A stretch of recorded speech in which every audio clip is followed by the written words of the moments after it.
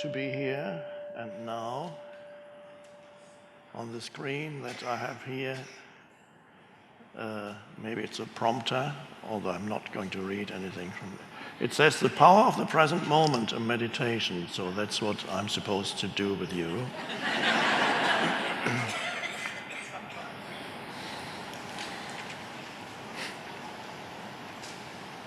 Now, this is not a meditation where you need to go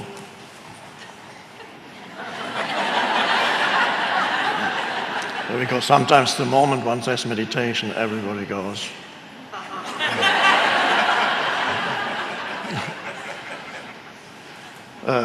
You can't sit like that all the time, but it's always the present moment. So with the present moment meditation, it's something slightly different.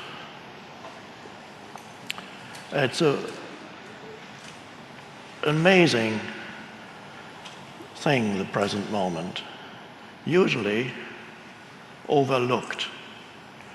So the most amazing thing, I call it thing, of course it's not a thing, the most amazing thing in your life for most people in the normal state of consciousness, and normal means somewhat or very insane.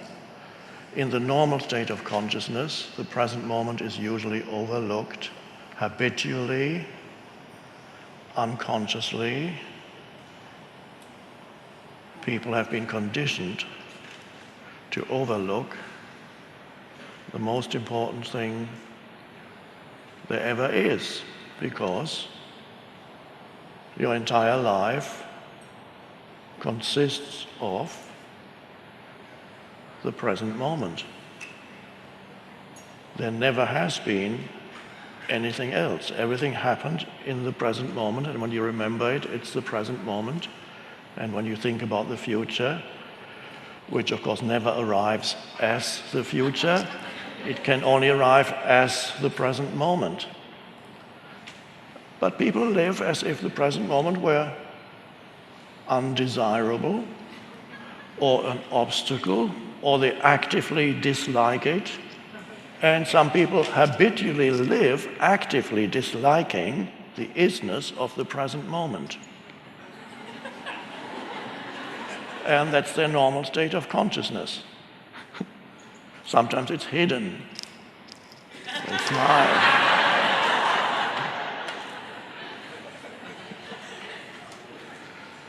So when you become aware of the present moment, and sometimes people realize when I talk about it, all of you of course know all this already, but there may be some tuning in through the media who don't know this yet.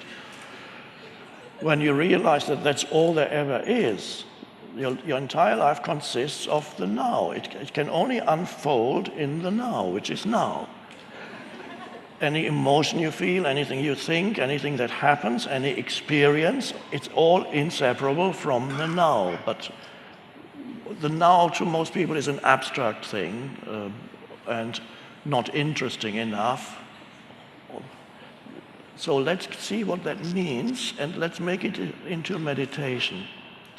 So let's call this our meditation this afternoon, the journey into the now.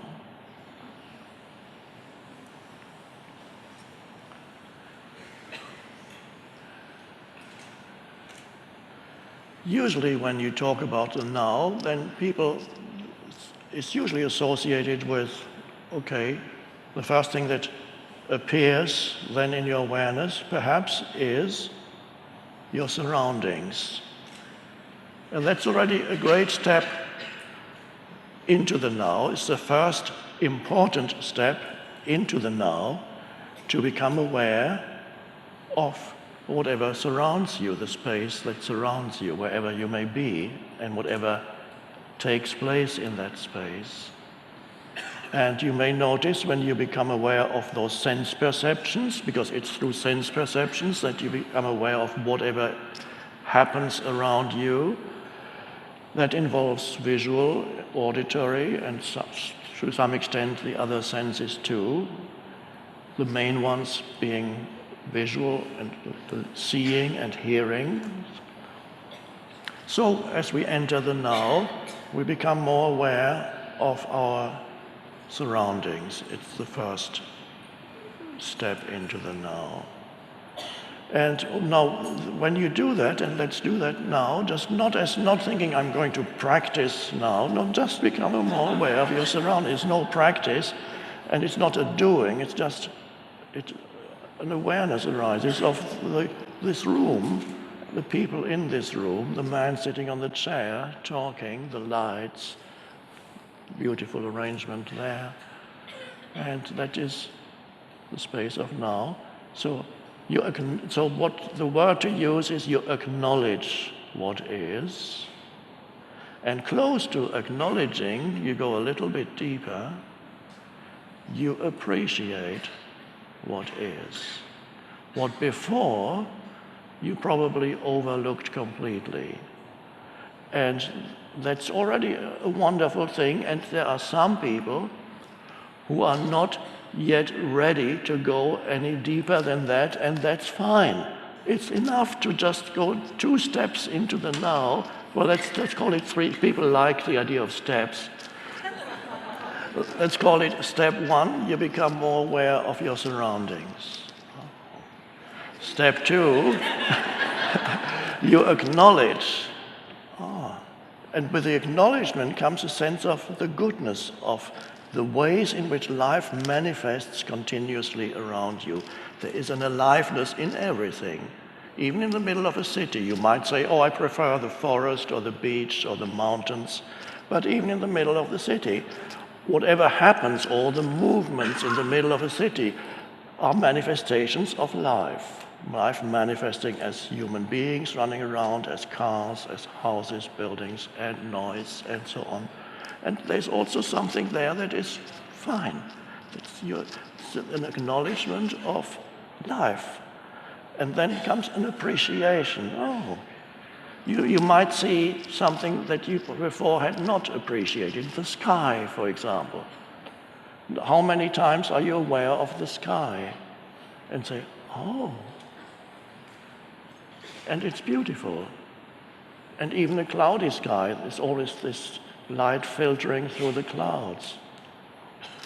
Now, you might notice when you become aware of what I call the surface of now, which are the sensory perceptions that reveal the world to you, already a shift in consciousness happens, because now you're not thinking as much.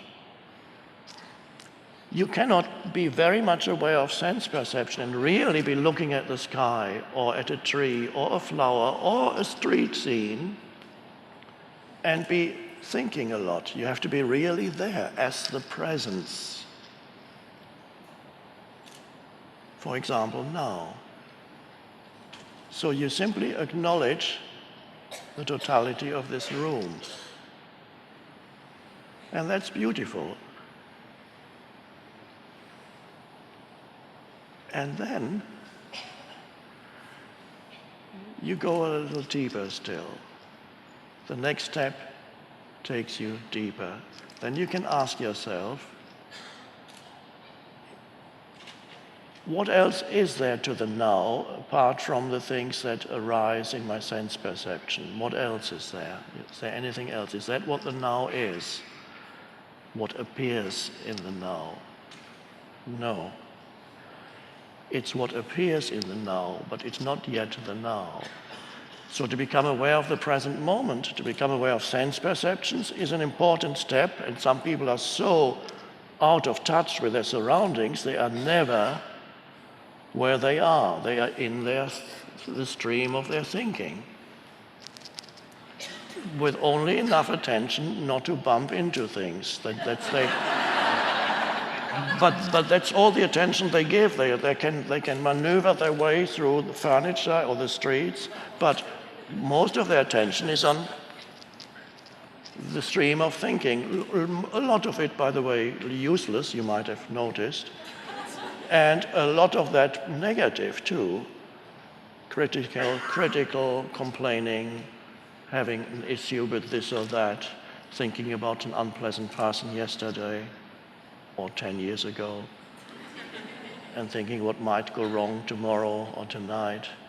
And all kinds of, it takes you, that consciousness is continuously being absorbed by thinking. And people are in the grip of the stream of thinking. It pulls you along, amplified these days by the digital gadgets. We might be talking about that a little later. The grip of compulsive thinking, where one thing after another arises in your mind and you identify with everything that comes into your mind. Amplified, as I said, by the digital stuff, which called, want your attention, this is important, another email coming in, a text message. It must be important. Somebody just posted something on Facebook. And you see a photo of a dinner plate, having dinner at such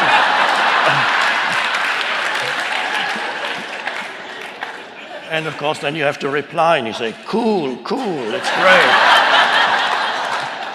And that absorbs all the attention, is continuously being absorbed. It was bad enough before the digital things, but now it gets amplified. More stuff in your mind, more stuff. And you're drowning in stuff. And I'm not meaning physical stuff. Some people also drown in physical stuff. But you're drowning in mental stuff. One thought after another, one text message after another, one Facebook posting after another, one unpleasant memory or anxious thought after another, one complaint after another about other people, what they did and failed to do and should have done but didn't do. But so there's no end to the stuff, and you are missing the present moment. Continuously, your attention is absorbed by useless and compulsive thinking. And imagine living like that for 10, 20, 30, 40 years.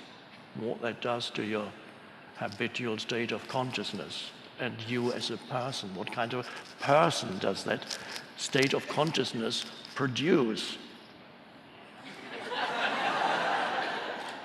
Anxious, angry, whatever their habitual state is, continuously dissatisfied, continuously needing desperately the next thing, which is never enough. So this is what we're getting out of. Just wanted to show you a little illustration of the normal state. So now we go back into the present moment. And as you become more aware of your sense perceptions, your alertness, and when I say alertness, don't let that be just a conceptual thing. Alertness needs to be something that you can only know what alert awareness is by experiencing alert awareness. You cannot understand conceptually what alert awareness is. And everybody here, I would say, knows already and can verify in their own experience the difference between being absorbed in being identified with the voice in your head, which is habitual compulsive thinking, and being in a state of alert awareness, which looks like this. You don't have to look like that, I'm acting it out. I just wanted to give a visual representation of it. It goes. And you may notice suddenly this is called, now, oh, by the way, there's been a lot of talk about mindfulness here. I just wanted to mention, I never use the word mindfulness, except when I explain why I don't use it. There's nothing wrong with mindfulness, it's just that my preference is to call it presence. Reason being, to me, mindfulness implies that your mind is full, and we don't want that. So, but if you're very welcome to use, it's perfectly fine to use that word. It's just my preference is presence. So what arises here is presence. When you become aware of your sense perceptions, there needs to be less thinking and more presence. So thinking subsides with that alertness that arises, And don't let it just be words now as I speak. You can verify in yourself that there can be a subtle shift from being involved in thinking into suddenly being fully here with your attention. So little thought now, because you can't be fully aware and be thinking. Now the next step down into the now is, as you become more aware of your sense perceptions, you may also sense the simple but beautiful fact that you are alive. And how do you sense that? That sometimes comes naturally as thinking subsides somewhat, alertness remains, and you can feel that there is an aliveness pervading your entire body. Subtle, somewhere, but you can sense that in your arms, your legs, your feet, there is an aliveness. And that can become part of your experience of the now. So now you begin to be present, what we could call present within and present without. So you can sense your own aliveness. If you can't sense it, ask yourself, for those few people here, probably very few who cannot sense the inner energy field of the body, what I call the inner body, I ask sometimes, if you close your eyes, hold your hands like this, and ask yourself, how can I know without looking or moving my hands whether my hands are still there? It's a funny question. How can I know without looking at my hands or moving my hands or touching anything, how can I know that my hands are still there? And at that moment, you cannot get a conceptual answer for that. You can only get an experiential answer by suddenly experiencing an aliveness inside your hands. And your attention has moved from thinking, has disengaged from the movement of thought, and is flowing into your hands. And in the same way, if you can feel your hands, you can feel your feet at the same time. And that you can feel the entire body as a subtle energy field. And that's a lovely place to be. And that you begin to be more rooted in the now. And you are present within and without.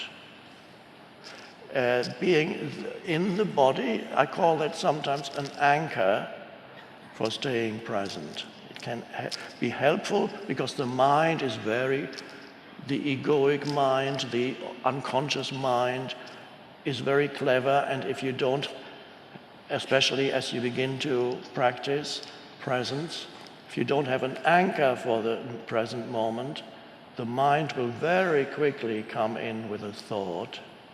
And that thought could be anything, but it will claim to be extraordinarily important. And it will say, follow me. You need to think about this. This requires your immediate attention at 3:30 in the morning in bed. And that thought, of course, may proliferate into other thoughts. Anxious thoughts, regretful thoughts. What about my whole life? I have to work out my life. It's all been useless. What have I done with my life? What about my life? What is my life? It's a mental construct that you call my life, and you miss the actual life in the present moment.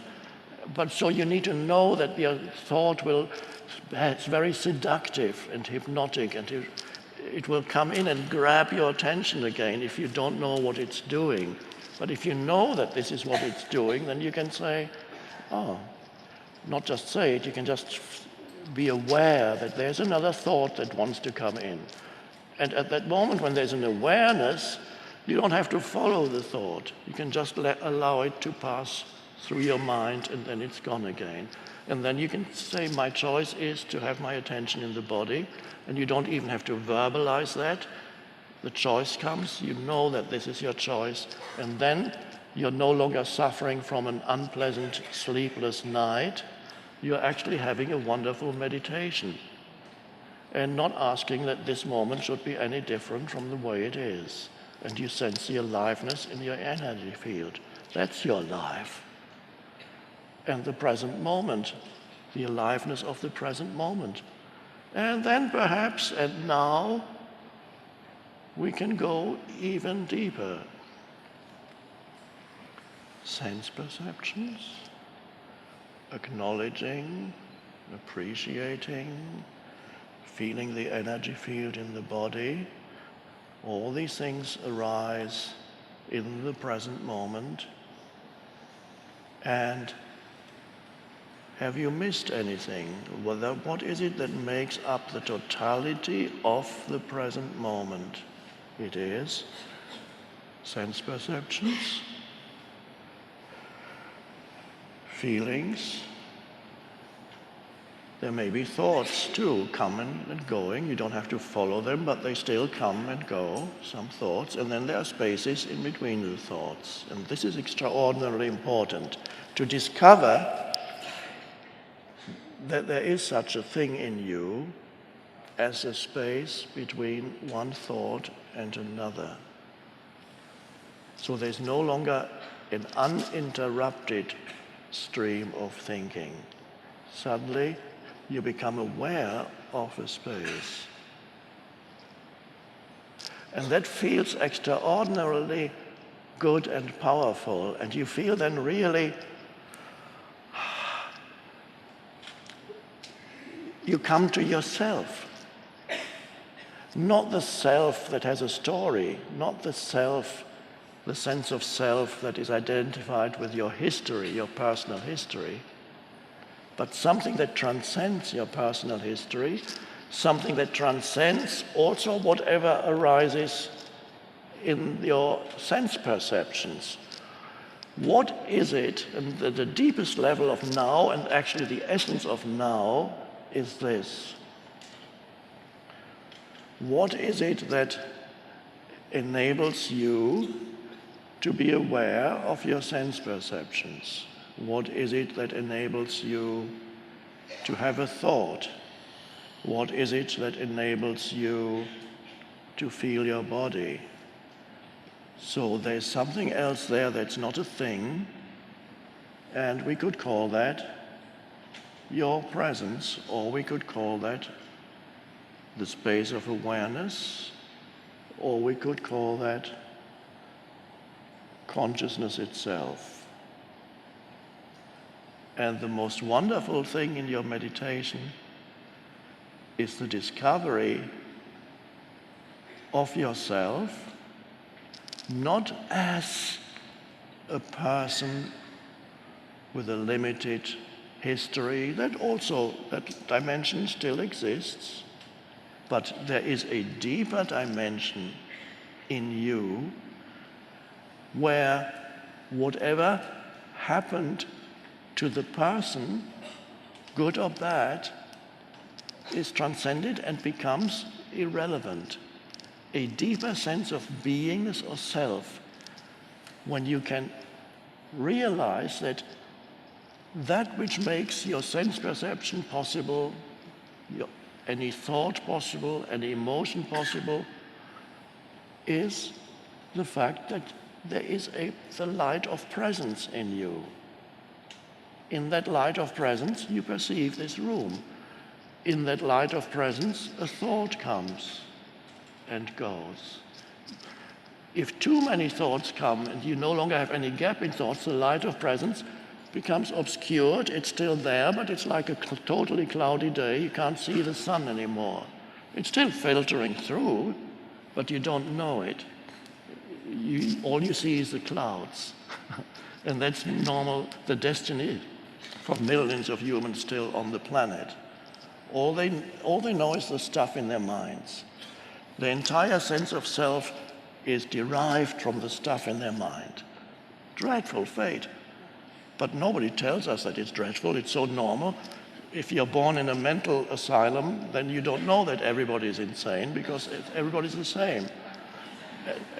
So this is what we are going beyond, is what arises, the possibility of entering a different state of consciousness, not just as an isolated experience, as a meditation practice, but to bring that, let's go back into it now, the awareness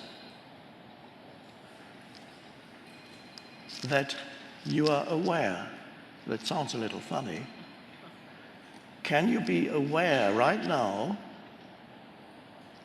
that everything that you perceive or think or feel can only be there because you are there as the space for it, the space of awareness in which that arises? Another question one could ask to point you to that inner reality is to ask,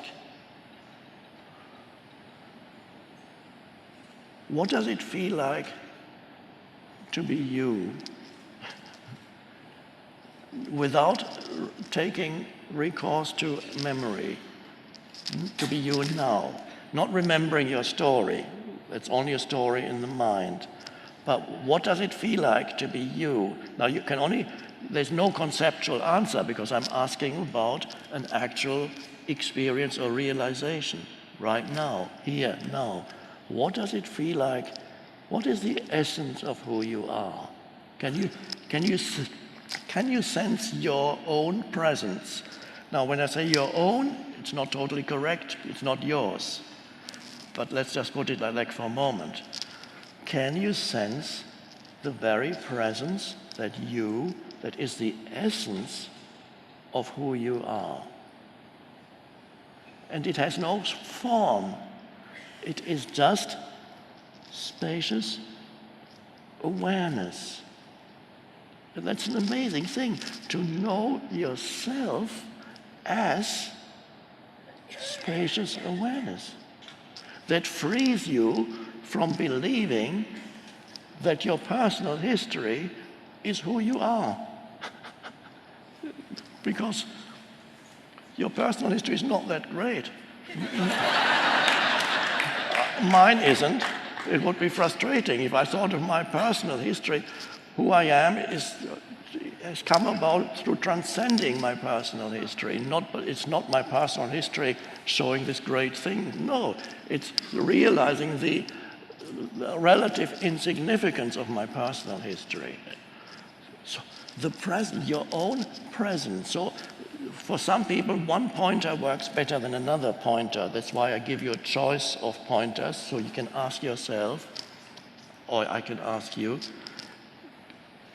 are you aware, or can you be aware right now of the fact that you are aware? Can you be conscious of the fact that you are conscious? That still sounds dualistic because I'm using language, but it's only because I'm using language. What really happens when you are aware that you are conscious is not that here is me and here is I'm aware of my consciousness, subject and object. That's not how consciousness, you can't be aware of consciousness like that. You can only be aware of consciousness as yourself, as the eternal subject. Your consciousness can never become something that becomes an object in consciousness. That's everything else is an object in consciousness. But you cannot be aware of consciousness as an object because consciousness is you, the essence of you. And that essence of you is the essence of the present moment. So when we go to the deepest level of the present moment, when you go to the deepest level of the present moment, what do you find and what do you discover? Yourself. The essence of you. So the essence of you, which is conscious space, is inseparable from the essence of the present moment. So when you go deep into the present moment, which is the vertical dimension, whereas most of life unfolds on the horizontal dimension, past and future, I need to do this to get there, and remember this. The vertical dimension is associated with the stuff in your mind, and that keeps you trapped. And now we're here, suddenly in the now, The horizontal dimension is the stuff in your mind. The vertical is now. It takes you deeper into the now and to the point of discovery that the essence of now is ultimately who you are. And this is a wonderfully liberating realization because it frees you from a false sense of self. If you don't realize the essence of who you are, you spend your whole life in a false sense of self, which I call the ego. It's a false sense of self that is derived from mind activity plus emotions that accompany mind activity. And because you're so identified with the mind, an entire sense of self, which is the ego, is derived from certain habitual and repetitive thought patterns, plus emotional and reactive patterns. That bundle of repetitive, unconscious, compulsive thought patterns and reactive and emotional patterns that go with it, that bundle that people who don't know that the deeper levels of who they are, that is called the person. A bundle of habitual thoughts that tell you your story. And you tell it to others too. You want to hear my story? You have suffered? Now listen to my story. Your suffering is nothing. Or as my dad used to say, whenever somebody said, I have a pain here, I have a pain there, he would say, you have a pain? I've had a pain for years, I don't even talk about it. You can enhance your sense of self in that way. It's all a false sense of self. And you are trapped in that, what the Buddha called the delusory self, the self that has no ultimate reality. So the Buddha said there is no self, the self, anatta in the Pali language, in the old scriptures, the unreality of the self, this mind-made entity. And so the Buddha's teaching was, it pointed, one of the essences in the Buddha's teaching is emptiness. What does that remind you of? Awareness, spacious awareness. Presence, emptiness, no form. Jesus had the same message. The kingdom of heaven does not come with signs to be perceived. What does that mean? It means you can never say, oh, there it is. Why can't you say, oh, there it is? Because you are it. It can never become an object in your consciousness because it is consciousness itself. And people have been repeating the words of Jesus for 2,000 years. With who has understood them? Very few, maybe one or two Buddhists.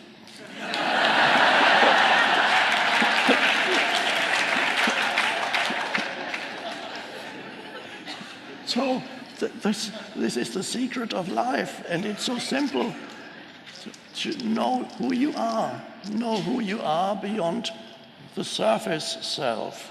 And it doesn't mean you can't remember your history anymore. Of course you can remember your personal history, that's fine. But you are no longer trapped in that exclusively personalized sense of me. It's such a frustrating way to live, we're just in this little me.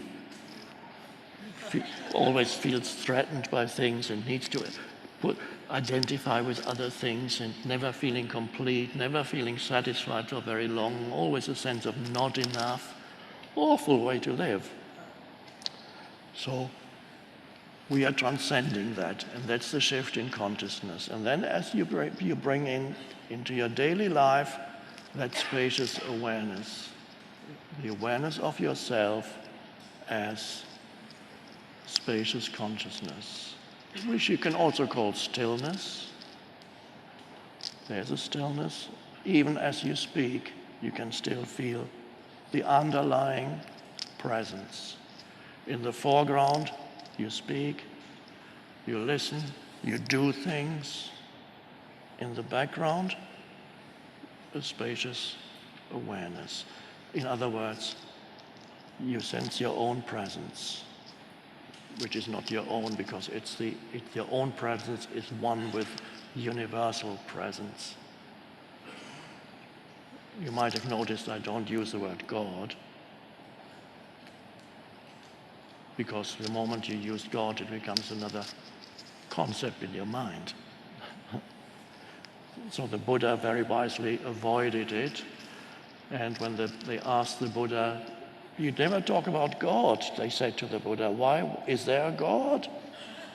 And of course, and this is the end of our meditation, the Buddha's answer was, as reported in the scriptures, when he was asked, "Is there a God?"